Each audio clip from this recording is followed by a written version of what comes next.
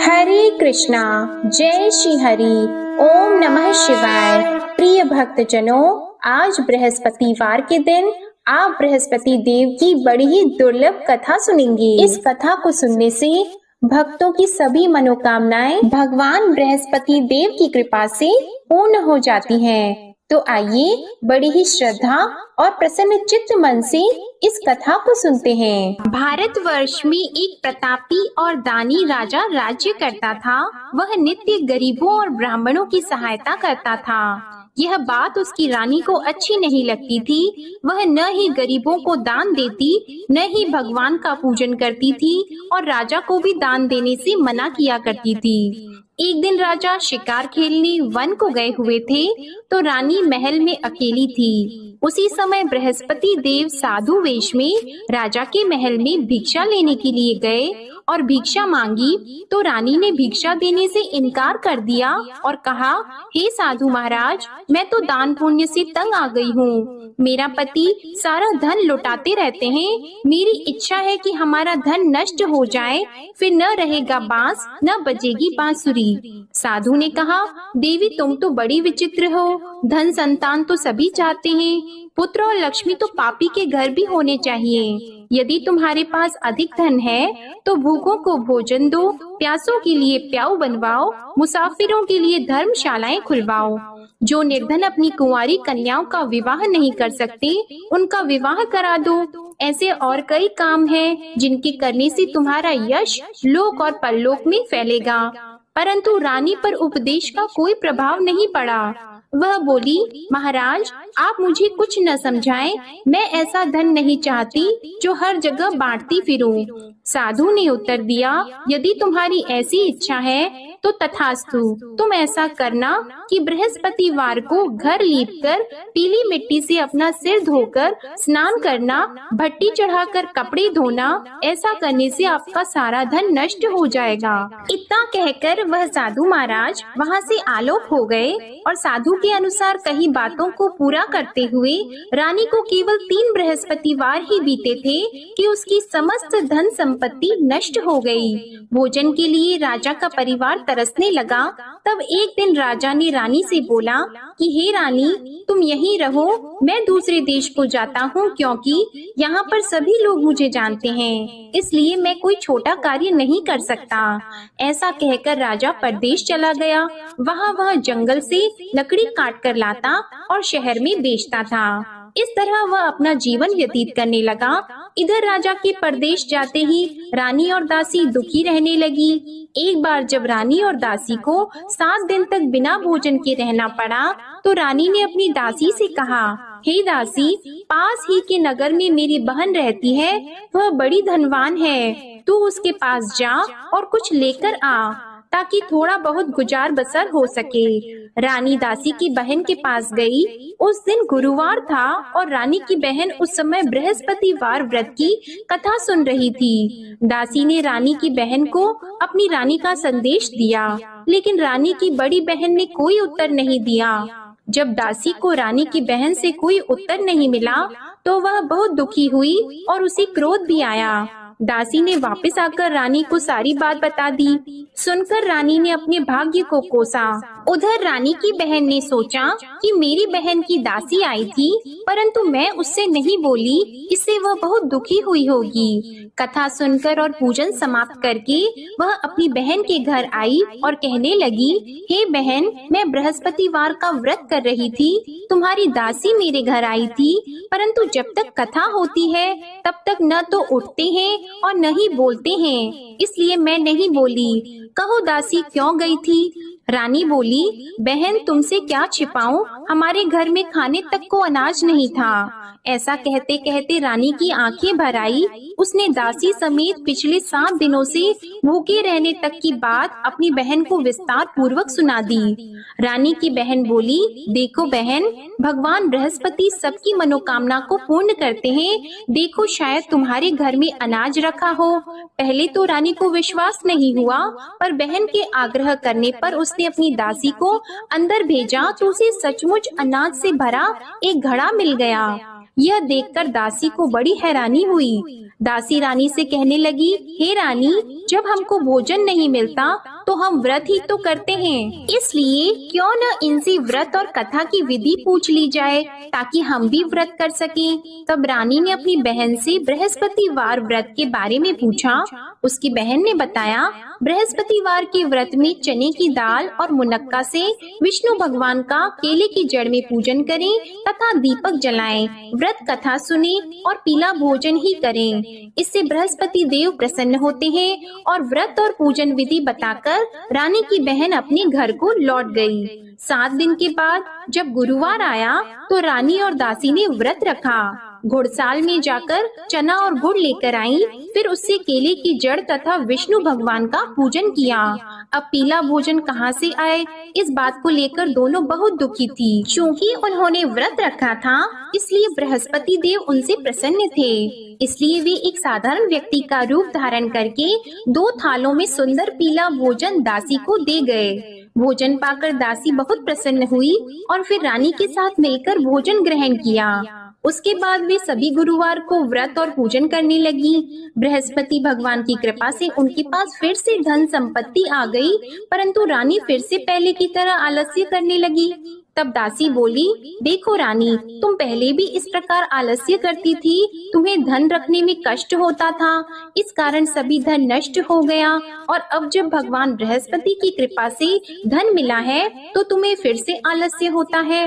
रानी को समझाते हुए दासी कहती हैं कि बड़ी मुसीबतों के बाद हमने यह धन पाया है, इसलिए हमें दान पुण्य करना चाहिए, भूखे मनुष्यों को भोजन कराना चाहिए और धन को शुभ कार्यों में खर्च करना चाहिए, जिससे तुम्हारे कुल का यश बढ़ेगा, स्वर्ग की प्राप्ति होगी और पितृ प्रसन्न होंगे। दासी की बात मानकर रानी अपना धन शुभ कार्यों में खर्च करने लगी, जिससे पूरे नगर में उसका यश फैलने लगा। उधर एक दिन राजा दुखी होकर जंगल में एक पेड़ के नीचे आसन जमाकर बैठ गया। वह अपनी दशा को याद करके व्याकुल होने लगा। बृहस्पतिवार का दिन था। एकाएक उसने देखा कि निर्जन वन में एक साधु प्रकट हुए। वह साधु वेश में स्वयं बृहस्पति देवता थे। लकड़हारे के सामने आकर बोले, हे लकड़हारे, इस सुनसान जंगल में तू इतना चिंता मग्न क्यों बैठा है? लकड़हारे ने दोनों हाथ जोड़कर प्रणाम किया और उत्तर दिया, महात्मा जी, आप सब कुछ जानते हैं, मैं क्या कहूँ। यह कहकर रोने लगा और साधु को अपनी आत्म कथा सुनाई।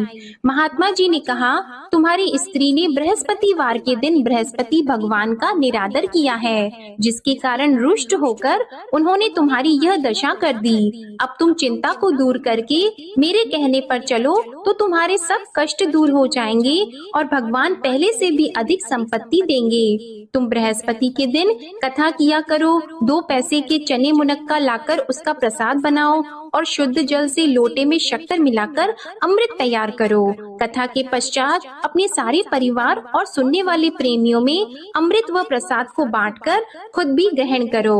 ऐसा करने से भगवान तुम्हारी सब मनोकामनाएं पूरी करेंगे। साधु के ऐसे वचन सुनकर लकड़हारा बोला, हे प्रभु, मुझे लकड़ी बेचकर इतना पैसा नहीं मिलता जिससे भोजन के उपरांत कुछ बचा सकूं। मैंने रात्रि में अपनी स्त्री को व्याकुल देखा है, मेरे पास कुछ भी नहीं जिससे मैं उसकी खबर मंगा सकूं। और फिर मैं बृहस्पति देव की क्या कहानी सुनूं? मुझको तो कुछ भी मालूम नहीं है। साधु ने कहा, हे लकड़हारी, तुम किसी बात की चिंता मत करो। बृहस्पतिवार के दिन तुम रोजाना की तरह लकड़ियां लेकर शहर को जाओ। तुमको रोज से दुगुना धन प्राप्त होगा, जिससे तुम भली भांति भोजन कर लोगे और बृहस्पति देव की पूजा का सामान भी आ जाएगा। बृहस्पति देव की कथा इस प्रकार है, सुनो। प्राचीन काल में एक ब्राह्मण रहता था। वह बहुत निर्धन था। उसकी कोई संतान नहीं थी। उसकी स्त्री बहुत मलिनता के साथ रहती थी। वह स्नान नहीं करती, किसी देवता का पूजन नहीं करती। इससे ब्राह्मण देवता बड़े दुखी थे। बेचारे बहुत कुछ कहते थे, किंतु उसका कुछ परिणाम नहीं निकला। भगवान की कृपा से ब्राह्मण की स्त्री के कन्या रूपी रत्न पैदा हुआ। कन्या बड़ी होने पर प्रातः स्नान करके विष्णु भगवान का जाप और बृहस्पतिवार का व्रत करने लगी। अपने पूजन पाठ को समाप्त करके विद्यालय जाती तो अपनी मुट्ठी में जौ भर के ले जाती और पाठशाला के मार्ग में डालती जाती। तब ये जौ स्वर्ण के हो जाते तो लौटते समय उनको बीन कर घर ले आती। एक दिन वह बालिका सूप में उस सोने की जौ को फटक कर साफ कर रही थी कि उसके पिता ने देख लिया और कहा, हे बेटी, सोने की जौ के लिए सोने का सूप होना चाहिए। दूसरे दिन बृहस्पतिवार था। इस कन्या ने व्रत रखा और बृहस्पति देव से प्रार्थना करके कहा, मैंने आपकी पूजा सच्चे मन से की है तो मेरे लिए सोने का सूप दे दो। बृहस्पति देव ने उसकी प्रार्थना स्वीकार कर ली। रोजाना की तरह वह कन्या जौ फैलाती हुई जाने लगी। जब लौटकर जौ बीन रही थी तो बृहस्पति देव की कृपा से सोने का सूप मिला। उसे वह घर ले आई और उसमें जौ साफ करने लगी, परंतु उसकी माँ का वही ढंग रहा। एक दिन की बात है कि वह कन्या सोने के सूप में जौ साफ कर रही थी। उस समय उस शहर का राजपुत्र वहां से होकर निकला। इस कन्या के रूप और कार्य को देखकर मोहित हो गया और अपने घर आकर भोजन और जल त्याग कर उदास होकर लेट गया। राजा को इस बात का पता लगा तो अपने प्रधानमंत्री के साथ उसके पास गए और बोले, हे बेटा, तुम्हें किस बात का कष्ट है? किसी ने तुम्हारा अपमान किया है अथवा और कोई कारण हो सो कहो, मैं वही कार्य करूँगा जिससे तुम्हें प्रसन्नता हो। अपने पिता की राजकुमार ने बातें सुनी तो वह बोला, मुझे आपकी कृपा से किसी बात का दुख नहीं है। किसी ने मेरा अपमान नहीं किया है, परंतु मैं उस लड़की से विवाह करना चाहता हूँ जो सोने के सूप में जौ साफ कर रही थी। यह सुनकर राजा आश्चर्य में पड़ गया और बोला, हे बेटा, इस तरह की कन्या का पता तुम ही लगाओ, मैं उसके साथ तेरा विवाह अवश्य ही करवा दूंगा। राजकुमार ने उस लड़की के घर का पता बताया। तब मंत्री उस लड़की के घर गए और ब्राह्मण देवता को सभी हाल बताया। ब्राह्मण देवता राजकुमार के साथ अपनी कन्या का विवाह करने के लिए तैयार हो गए तथा विधि विधान के अनुसार ब्राह्मण की कन्या का विवाह राजकुमार के साथ हो गया। कन्या के घर से जाते ही पहले की भांति उस ब्राह्मण देवता के घर में गरीबी का निवास हो गया। अब भोजन के लिए भी अन्न बड़ी मुश्किल से मिलता था। एक दिन दुखी होकर ब्राह्मण देवता अपनी पुत्री के पास गए।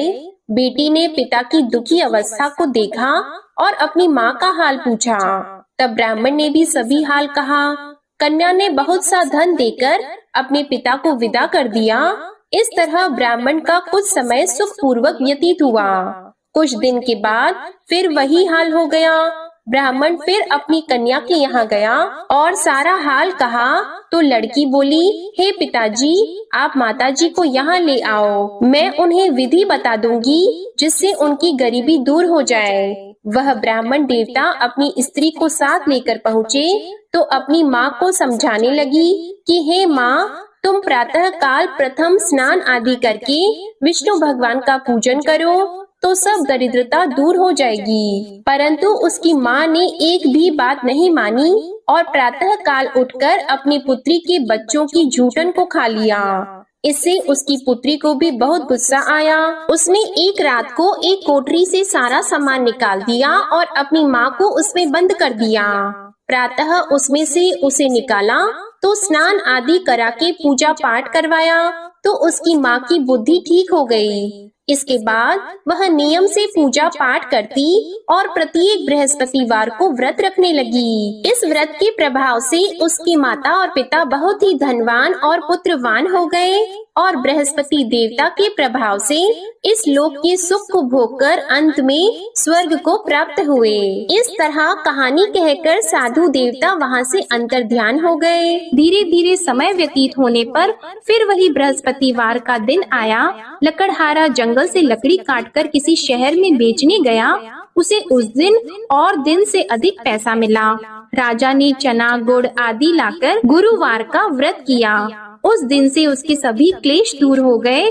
परंतु जब दोबारा गुरुवार का दिन आया तो बृहस्पतिवार का व्रत करना भूल गया। इस कारण बृहस्पति भगवान नाराज हो गए।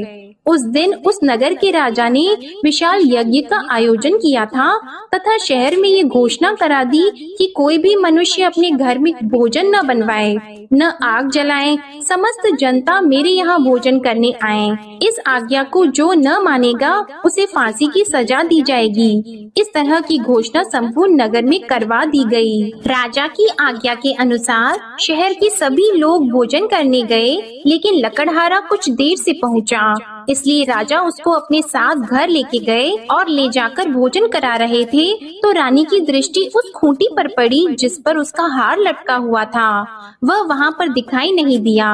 रानी ने निश्चय किया कि मेरा हार इस मनुष्य ने चुरा लिया है। उसी समय सिपाहियों को बुलाकर उसको कारागार में डलवा दिया। जब लकड़हारा कारागार में पड़ गया और बहुत दुखी होकर विचार करने लगा कि न जाने कौन से पूर्व जन्म के कर्म से मुझे यह दुख प्राप्त हुआ है, और उसी साधु को याद करने लगा जो कि जंगल में मिला था। उसी समय तत्काल बृहस्पति देव साधु के रूप में प्रकट हुए और उसकी दशा को देखकर कहने लगे, अरे मूर्ख, तूने बृहस्पति देव की कथा नहीं करी, इस कारण तुझे दुख प्राप्त हुआ है। अब चिंता मत कर, बृहस्पतिवार के दिन कारागार के दरवाजे पर 4 पैसे पड़े मिलेंगे, उनसे तू बृहस्पति देव की पूजा करना, तेरे सभी कष्ट दूर हो जाएंगे। बृहस्पतिवार के दिन उसे 4 पैसे मिले। लकड़हारे ने कथा कही। उसी रात्रि को बृहस्पति देव ने उस नगर के राजा को स्वप्न में कहा, हे राजा, तुमने जिस आदमी को कारागार में बंद कर दिया है वह निर्दोष है, वह राजा है, उसे छोड़ देना। रानी का हार उसी खूंटी पर लटका है, अगर तू ऐसा नहीं करेगा तो मैं तेरे राज्य को नष्ट कर दूंगा।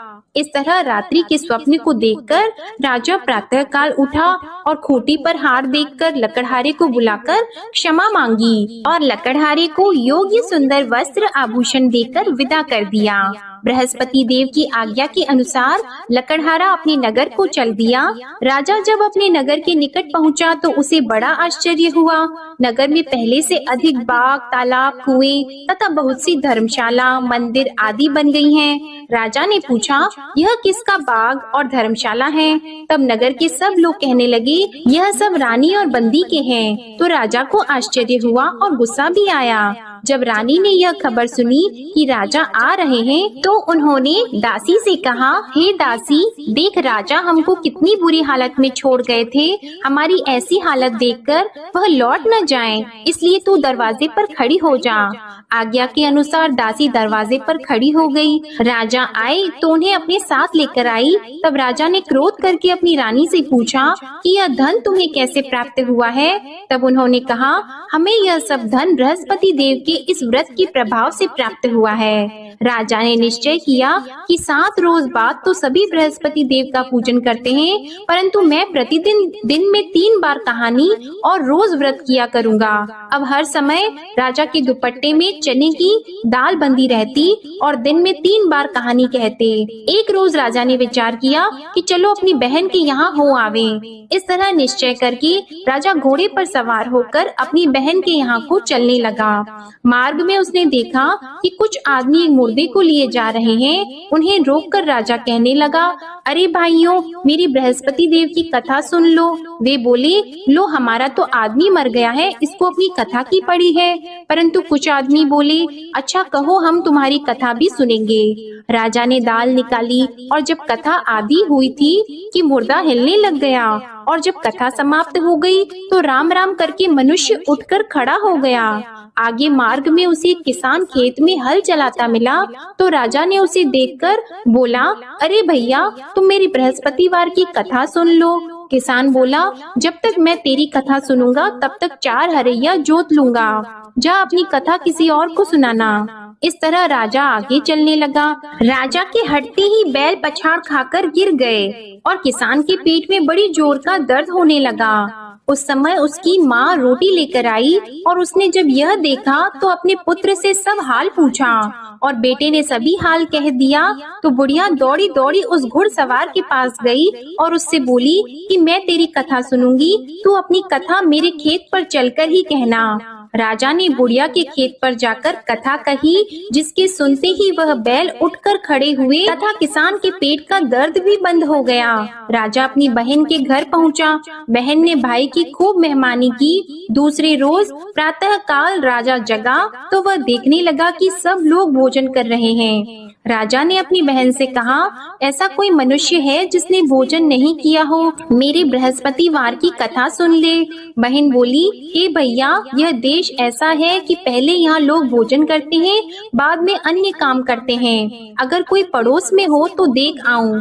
वह ऐसा कहकर देखने चली गई, परंतु उसे कोई ऐसा व्यक्ति नहीं मिला जिसने भोजन न किया हो। अतः वह एक कुम्हार के घर गई जिसका लड़का बीमार था। उसे मालूम हुआ कि उनके यहाँ 3 रोज से किसी ने भोजन नहीं किया है।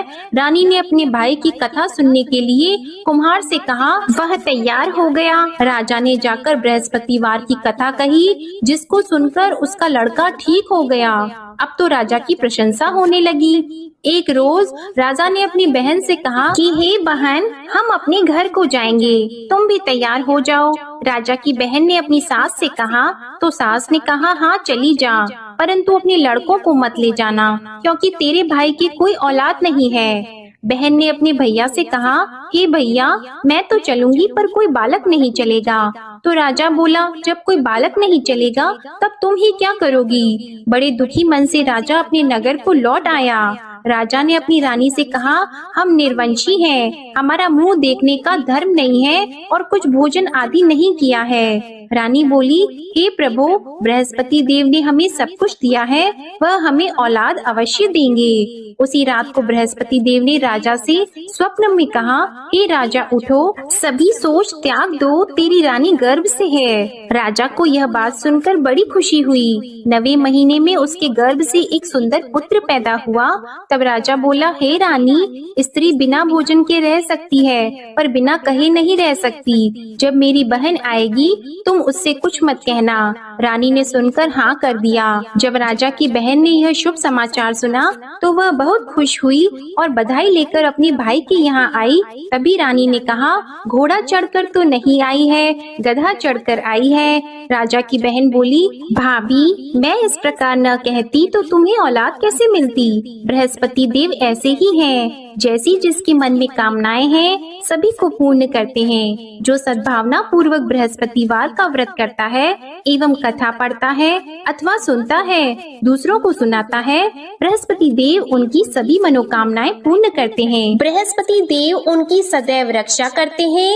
जो संसार में सद्भावना और सच्चे हृदय से बृहस्पति देव का पूजन करते हैं, उनकी सभी मनोकामनाएं उसी प्रकार पूर्ण होती हैं जैसे राजा और रानी ने बृहस्पति देव की कथा का गुणगान किया। उनकी सभी इच्छाएं बृहस्पति देव ने पूर्ण की। मनुष्य को हृदय से उनका मनन करते हुए जयकारा करना चाहिए। तो प्रेम से बोलिए, बृहस्पति देव की जय, विष्णु भगवान की जय, समस्त देवी देवताओं की जय। अब आप भगवान बृहस्पति देव की आरती श्रवण कीजिए। ओम जय बृहस्पति देवा, ओम जय बृहस्पति देवा, छिन्न छिन्न भोग लगाओ, कदली फल मेवा। ओम जय बृहस्पति देवा, तुम पूर्ण परमात्मा, तुम अंतर्यामी, जगत पिता जगदीश्वर, तुम सबके स्वामी। ओम जय बृहस्पति देवा, चरणामृत निज निर्मल, सब पातक हरता, सकल मनोरथ दायक, कृपा करो भरता। ओम जय बृहस्पति देवा, तन मन धन अर्पण कर, जो जन शरण पड़े, प्रभु प्रकट तब होकर, आकर द्वार खड़े। ओम जय बृहस्पति देवा, दीन दयाल दयानिधि, भक्तन हितकारी, पाप दोष सब हरता, भव बंधन हारी। ओम जय बृहस्पति देवा, सकल मनोरथ दायक सब संशय तारो, विषय विकार मिटाओ संतन सुखकारी। ओम जय बृहस्पति देवा, जो कोई आरती तेरी प्रेम सहित गावे, ज्येष्ठानंद बंद सो निश्चय ही पावे। ओम जय बृहस्पति देवा, ओम जय बृहस्पति देवा। प्रेम से बोलिए भगवान बृहस्पति देव की जय। बोलिए भगवान श्री लक्ष्मी नारायण जी की जय। आपको आज की कथा पसंद आए, आरती पसंद आए तो वीडियो को लाइक कीजिएगा, शेयर कीजिएगा, कमेंट में भगवान बृहस्पति देव जी की जय लिखिएगा और चैनल को भी सब्सक्राइब कीजिएगा। इसी के साथ आज आप हमारे चैनल पर पौष मास महात्म्य की कथा भी जरूर सुनिएगा। प्रेम से बोलिए भगवान श्री बृहस्पति देव की जय।